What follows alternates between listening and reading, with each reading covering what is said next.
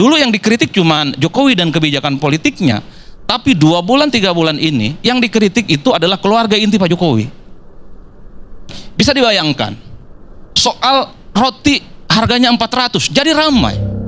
Private jet yang tidak lolos macam-macam, misalnya dia sering ke Solo, itu kan foto-foto eksklusif bang. Rakyat biasa seperti saya, cuman dosen dan petani, nggak mungkin mendapatkan akses foto-foto yang sifatnya eksklusif. Itu pasti bocor dan netes dari dalam. Itu nggak gampang. Belakangan juga ramai di X, kebetulan saya juga belajar X tahun ini bang, mualaf di X saya, di Twitter. Orang ramai bicara tentang akun Fufu Fafa. Itu ramai betul itu. Bisa dicek akun Fufu Fafa itu tuduhannya ke siapa. Dikaitkan dengan salah satu wakil presiden terpilih di negara ini. Sekalipun sudah dibantah, tapi para pegiat netizen itu mengasosiasi ke salah satu nama. Dan isinya, Masya Allah itu, kritik. Wakil presiden kan cuma satu, bukan salah satu. Abang lah tafsirkan itu. Dan akun Fufu Fafa itu screenshotnya luar biasa betul.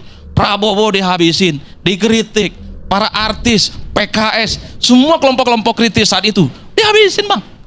Dan itu ramai. Ini menunjukkan betapa konsolidasi kekuatan hari ini tidak sekuat 10 tahun yang lalu. Jaring pengamannya itu meleleh satu persatu. Ini menunjukkan satu hipotesa bahwa ketika seseorang tak lagi menjadi pejabat publik, dia hanya tinggal nunggu waktu bahwa di akhir masa jabatan kekuatan politiknya, secara perlahan dia itu akan tak lagi dikenang oleh publik secara umum. Itu pertama ya. Nah, yang kedua, yang ketiga, lalu apa what's next lah bagi Pak Jokowi setelah tak jadi presiden? Pilihannya bagi saya, kalau Pak Jokowi membiarkan para kritikusnya itu membabi buta dan akan muncul partai politik, kelompok-kelompok civil society yang kritis akan fight back, nyerang secara terbuka tanpa ada yang memberikan backing politik ke Pak Jokowi, maka Pak Jokowi cukup pulang ke Solo, tinggal di Karanganyar, di tanahnya yang luas. Tapi kalau ada harapan serangan-serangan publik ke depan itu semakin masif, semakin intensif, maka wajib hukumnya bagi Pak Jokowi harus punya sandaran politik yang kuat. Karena ke depan yang dibicarakan orang itu bukan soal approval rating lagi, bukan soal ada anaknya jadi wapres, bukan soal menantunya jadi gubernur, bukan itu lagi. Tapi dosa-dosa politik Pak Jokowi akan dihitung dan diakumulasi selama 10 tahun dan akan muncul serangan-serangan balik. Di situ yang paling nyata pasti PDIP. Di situ juga ada kalangan mahasiswa. Di situ ada kalangan kelompok-kelompok civil society. Di situ adalah kelompok-kelompok para pendukung Jokowi yang kecewa hari ini, Pak. Itu saya kira akan fight back, akan menguliti satu persatu persoalan-persoalan manuver politik ekstrim yang dilakukan oleh Pak Jokowi. Kalau Pak Jokowi merasa happy dengan kritikan itu, serangan balik itu, nggak ada soal.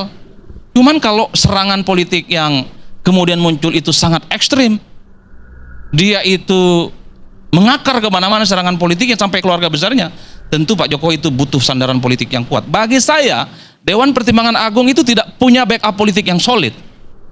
Satu-satunya backup yang solid adalah bagaimana Pak Jokowi menjadi bagian dari partai yang kuat. Kalau tidak di Golkar, ya Gerindra. Karena kalau hanya mengandalkan Projo, kalau hanya mengandalkan PSI, saya kira akan babak belur, Bang.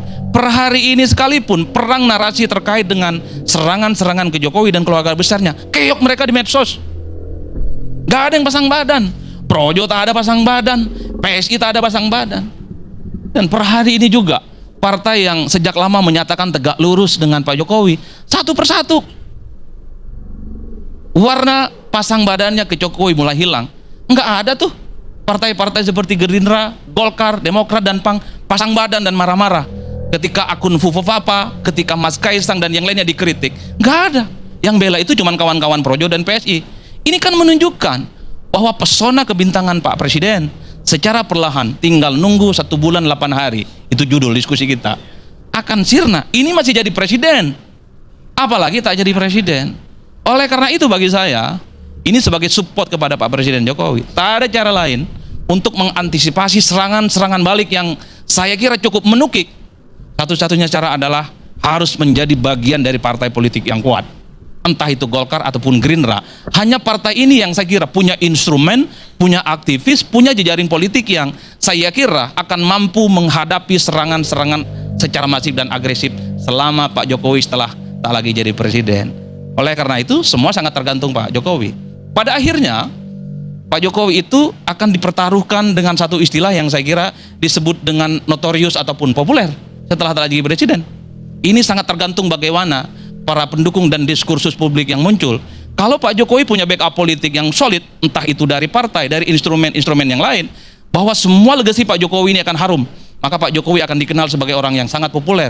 Infrastruktur oke, bansos oke, manuver politiknya mantap. Tentu harus dibangun diskursusnya dengan para supporter-supporter politik yang kuat.